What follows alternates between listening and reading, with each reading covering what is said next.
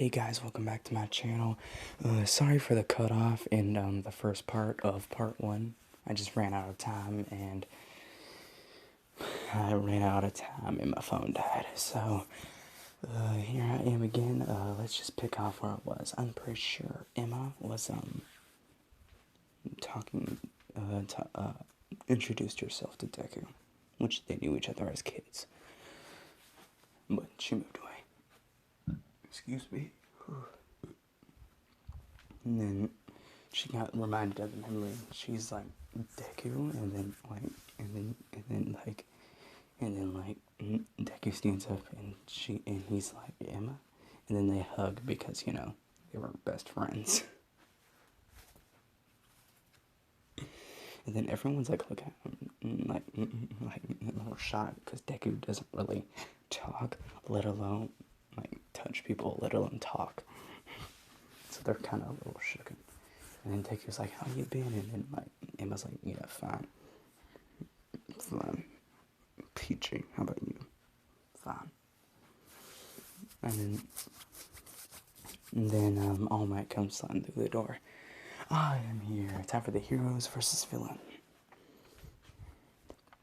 So yeah. Teams are it's gonna be Deku and Emma versus Bakugo and Ida. So basically what the plan is for Deku and Emma, basically they're just gonna go through the front door. They're expecting Bakugo to confront them because it's Bakugo and they're smart and they know Bakugo. So they're both gonna take out Bakugo. And once they beat Bakugo, because they are, so things starts. They go through the front entrance, and then you go up to the second floor, and Bakugo comes jetting around the corner, down the hallway. What Deku Emma kind of does, she kind of pulls out some brushes and kind of like makes a wall of like ink, and Bakugo hitting his face in it on the wall because it's like last minute. And then the wall comes down, and Deku strings up Bakugo with his strings, and then they wrap him, and then Deku wraps him up with his capture tape.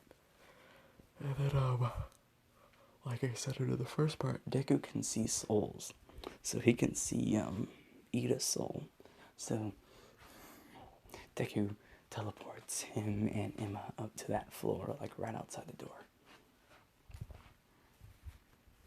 And basically, like Deku tears the door off with his strings, and what happens? Ida like runs at him. Like they're like, let's say he goes for Deku, right? So, but what happens? Emma pulls out a brush, and throws pink paint at him in 2 different places, and then she flips over him, snaps, and then the paint turns to chains, chaining him up, and then Emma walks over and touches the bomb, and then Deku's like compliments her. He's like, "Dang, you've gotten better last time I saw it, since the last time I saw it." And then Emma's like, "Yeah, I know, right?"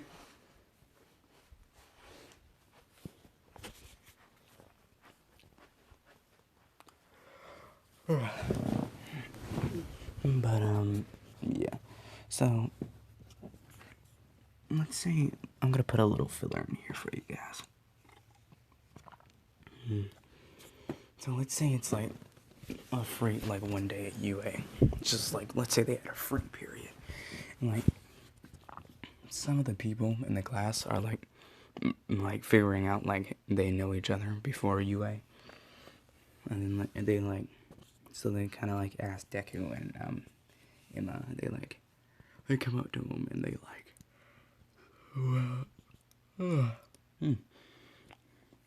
they're like, so how do you know each other? Oh, and they're like, Deku's like, we've known each other since we were like kids. And Emma's like, yeah, but I moved away for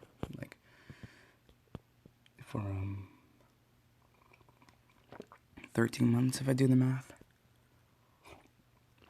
And then she got transferred to UA. And they kind of remembered each other. And let's say, like, after class, let's say, Emma and Deku, like, live near each other, so they walk in together, home together.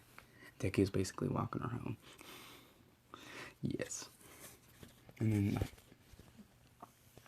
then, like, Emma's like, so, Deku, you still got that scarf that I gave you?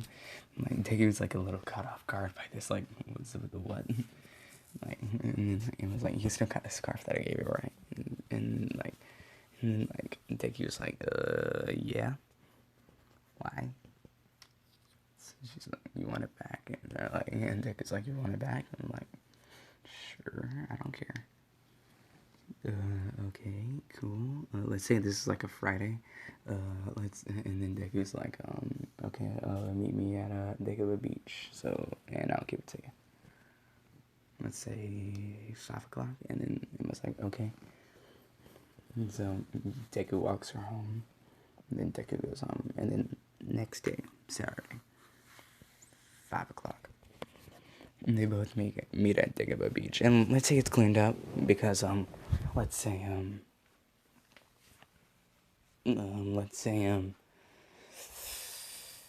All Might gave one for all to Bakugo, and that's why they trained, and it all got cleaned up over the 10 months. You know what? No. No, that didn't happen. No. All Might did not choose Bakugo as his successor. He hasn't chosen anyone yet. Let's say it's just cleaned up by plot. Let's say just some people cleaned it up for no reason. So they meet there, and then Deku's got the scarf, like in his jacket, let's say. And they meet at the beach. And let's say Emma gets there first. They show up.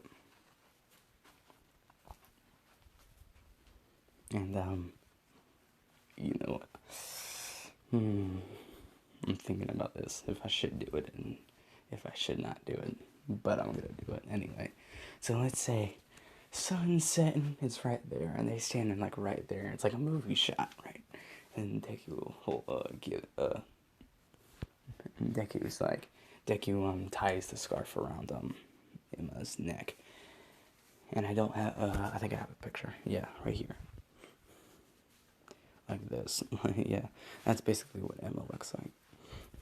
And Deku basically ties the scarf around her neck, and like Emma's like, "Hey Deku," and then he's like, "Yeah," and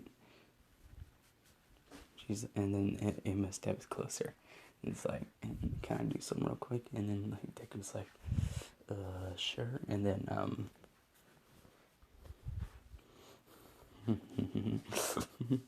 I can't. I don't know why this humors me, but it does. And then Emma kisses him.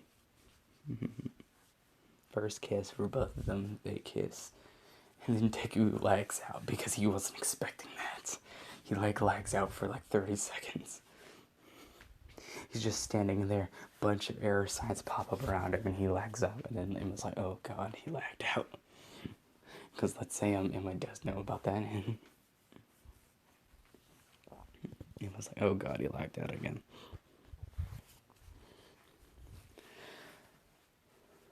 And then let's say they there's a concrete wall separating the beach from the road. And they kind of just Emma kind of moves Deku and then kind of sits him up against it. And then Emma sits beside him because, yes, I'm going in the ship.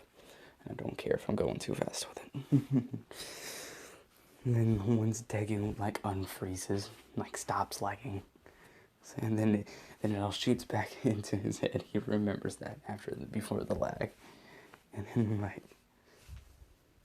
then he looks over to Emma and he's like, yeah. And Emma's like, yeah. And they're kind of awkward about it because it's weird.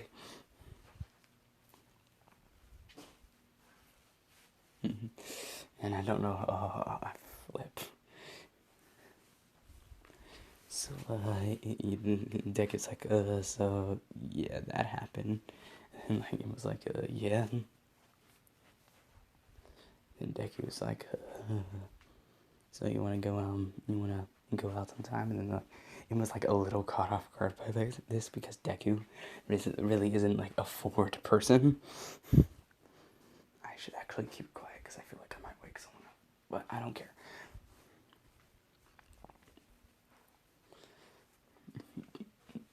So, like, let's say Emma's like, well, isn't this, like, kind of like a first date already? And, like, Deku's like, yeah, I guess so it is. And then they kiss again. Like, a kiss goodbye, and then Deku teleports away. And then Emma teleports away, because she can teleport too. Because why not?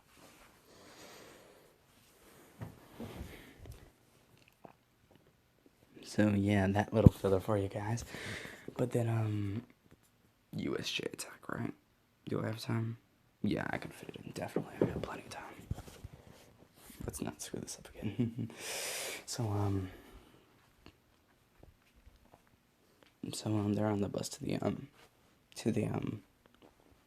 USJ. And, Emma's sitting next to Deku because, they're dating now. And yes, they are dating, for clarification. And Froggy, like, asked Deku, like, so, what's this quirk? And then Deku's like, you're gonna have to find that out by yourself. But I'm just gonna say it's one quirk. It's all one quirk. And Froggy's like, what? And Emma's also like, yeah, it's all one quirk. Both of ours is all one quirk. And Froggy's like, okay.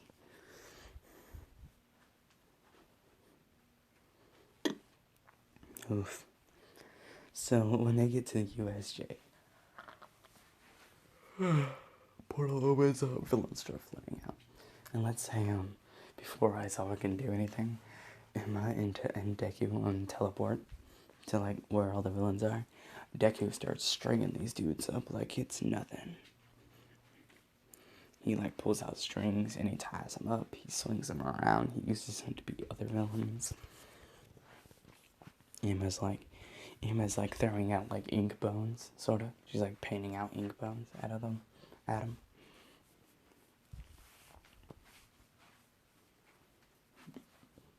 then, let's say she like, shifted it into her emotionless state, because if you know about ink, he has that. And let's say Deku actually knew about this, because, with, like, ink and, like, Emma, let's say, Deku, like, tried to, like, see her soul when she came in that first day at UA, and realized she didn't have a soul. And not having a soul means you don't have emotions. And basically how she feels emotions is by vials that she has. So if she doesn't have her vials for long enough, she goes emotionless. Her eyes turn to, like, blacks, like, completely black, and her eyes are just white with black slates. And then when she's like maddish during that state, her eyes, like, her pupils disappear, and she's got this demonish grin on her face, like a demonish face. But that hasn't happened yet, not yet. But then the Nomu comes out, and then Deku, and then Shigaraki's like, kill those kids. The one, Deku and Emma. And then, like, they run up to him, and they try, he tries, the Nomu tries as hard, the best as he can, but they just keep dodging. And what Deku figures out that this thing's not really living, so he tries to kill it with his strings, like, tear its soul apart. But it doesn't have a soul, so he just vaporizes it with some air blasters. And all the heroes show up, all villains are captured, Shigaraki and Kodagiri get away. And that's where I'm going to leave this part off, guys. See you next. Make sure to like, subscribe, and I'll see you guys in the next part. Peace.